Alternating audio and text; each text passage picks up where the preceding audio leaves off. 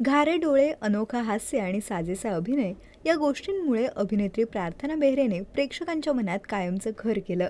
परंतु कलाकार कायम काहीतरी नवीन शिकतो असं म्हटलं जातं.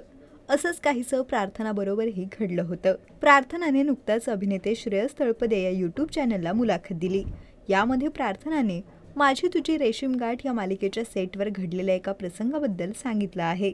प्रार्थनाने म्हटलं आहे की मालिकेच्या सेटवर मालिकेच्या ट्रॅकनुसार परीसह मला भावूक होण्याचा सीन करायचा होता, परंतु दिग्दर्शकाला हवा तसा सीन माझ्याकडून मिळत नसल्याने दिग्दर्शक मला म्हणाले, तुझ्या डोळ्यात आईचं प्रेम दिसत नाहीये, त्यामुळे तुझं ज्यांच्यावर प्रेम आहे त्यांना आठव आणि सीन कर. असं म्हटल्यानंतर प्रार्थनाने तिच्या पाळीव प्राण्यांना आठवलं आणि त्यानंतर तो सीन तिने पूर्ण केला आणि दिग्दर्शकांना जसा सीन अपेक्षित होता अगदी तसाच तिने पार पाडला. या मुलाखती दरम्यान तिने माझी तुझी रेशीम गाठ या मालिकेच्या बऱ्याचशा आठवणी सांगितल्या आहेत. तुम्हाला ही माझी तुझी रेशीम गाठ ही मालिका आठवतीये का, हे आम्हाला कमेंट करून नक्की सांगा.